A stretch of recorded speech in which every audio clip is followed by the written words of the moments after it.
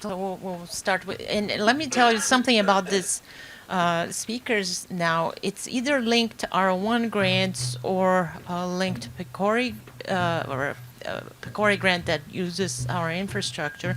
As well, we have a K99 and some other funding mechanisms that were applied to this.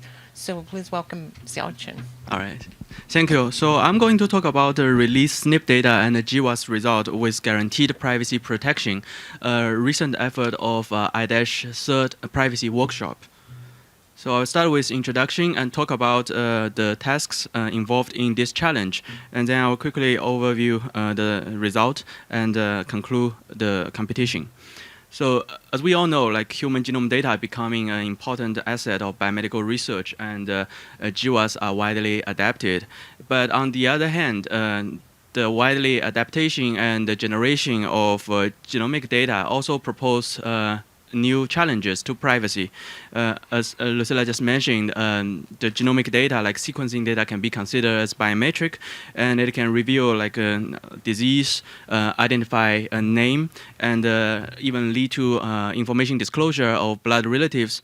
And actually, there's a lot more to be concerned because there's attack models to be developed. So 10 years ago, Lin and Altman published in Science that as few as 75 statistically independent SNP will be sufficient to identify a unique person. And recently, Jimrick published in Science that using public anonymized thousand genome project from Amazon, you can infer the surname from the person by profiling the short tandem repeats. So actually, even the statistics in data analysis can be risky. For example, Homer published a paper in PLOS Genetic in 2008 that's showing that if we have a person of interest and using the case and the control, we can actually devise an attack model to accumulate enough evidence to infer whether the person of interest is in the case group or not. So after that, NIH took off the statistic from the public website.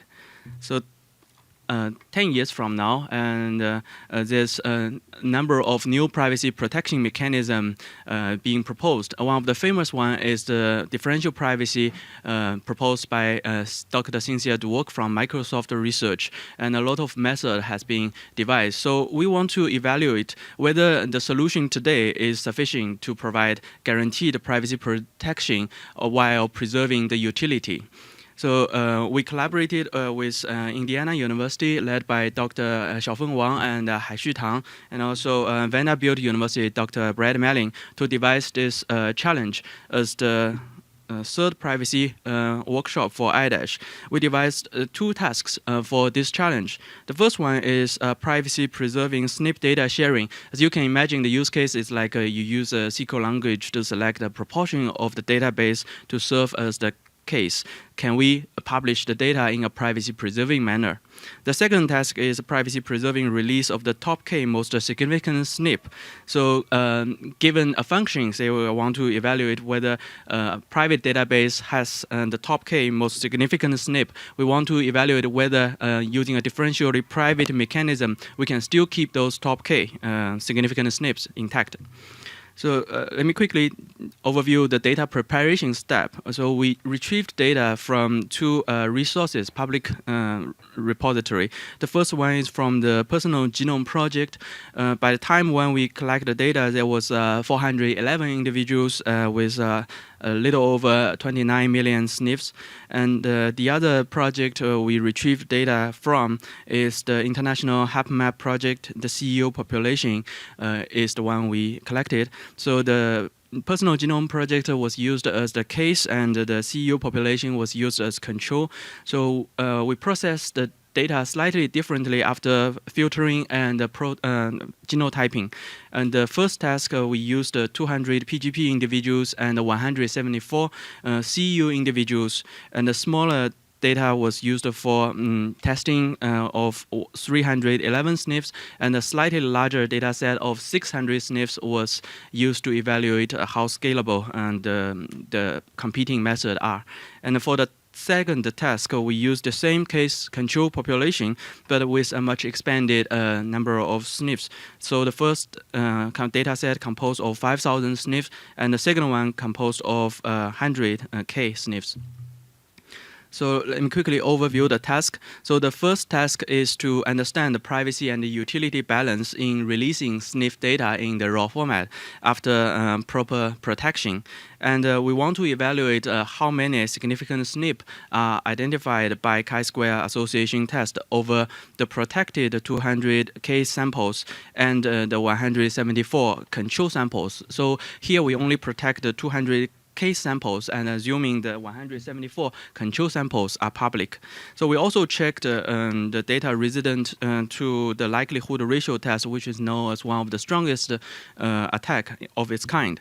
The second task is to access the GWAS utility in differentially private data analysis. So we will evaluate how likely the top K, so K is a constant like 1, 3, 5, 10. Most significant SNP can be preserved using our differentially private mechanisms. And all the tasks are required to use the same privacy budget, epsilon equals to 1. So because the two tasks use the chi-square statistics to evaluate the performance, so I just quickly overview. So you count the number of GG, GT, and TT of case and control. So you can calculate the observed and expected allele counts, and then calculate the chi-square statistic with degree freedom of 1. That's the utility we're going to check. So for the first tag, we have 4 teams, including the IU UCSD baseline, which we implement the SNP and haplotype-based approach. Then the 3 team, the first one is from University of Oklahoma, which devised a sparse coding-based approach. And the second team is from UT Dallas. And the winner team is from McGill University, which develops a dynamic tree partitioning mechanism. So this table lists the performance of these methods at different cutoff values, showing their true positive rate, false positive rate, and their the re-identification power. As you can see, in general, McGill University shows a good TPR at all the time and lower re-identification power at both tasks, but the false positive rate is still pretty high. The second task is privacy-preserving GWAS result sharing. So the probability that the top K most significant SNP have been preserved in the release data of the 1,000 trials are showed in this table, and the winner goes to the UT Austin team. Actually, both teams used exponential mechanism in differential privacy. The difference is just the distance of their utility function. The UT Austin team used the Hamming distance, while Carnegie Mellon team used the chi-square statistic. So take-home message, it still remains a big challenge to disseminate data in their original form while maintaining the utility for GWAS research. We only showed a small case with 300 and 600 SNPs to be disseminated. As you can see, the method has relatively good TPR, but the FPR is pretty high. And we think it's unlikely the current differential privacy mechanism will scale well to the whole genome, human genome data. And as far as the second task is regarded, we were surprised that the good accuracy can be achieved with only a small number of most significant SNPs. And the task was well aligned with the centralized data computing model that IDASH is proposing. That is, like data can be hosted in a data center and providing privacy-preserving queries. So a researcher can still use the utility of the data to do some exploratory data analysis. And these are the papers currently under review, so we're going to hear back very soon. So thanks for the grants, especially IDASH. Thank you.